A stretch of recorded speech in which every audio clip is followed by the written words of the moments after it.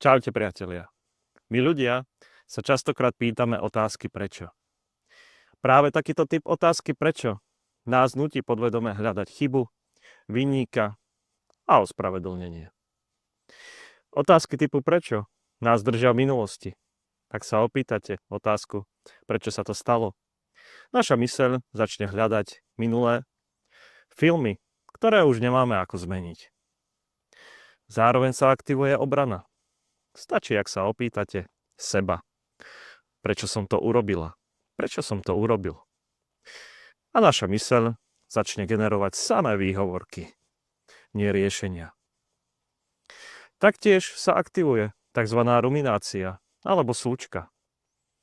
Ak sa opýtate, prečo som nešťastný, prečo som nešťastná, naša myseľ začne hľadať napríklad v detstve, v súčasnom partnerstve, v práci a všade naokolo.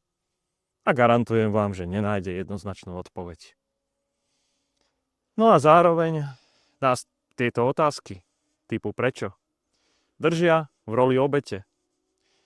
Máme pocit, ako keby sme boli v roli pasívneho prijímateľa nášho osudu a nemôžeme s tým absolútne nič robiť. Zároveň vám chcem povedať, že existujú lepšie otázky. A ak sa chcete dozvedieť aké, sledujte ma. Čaute priatelia.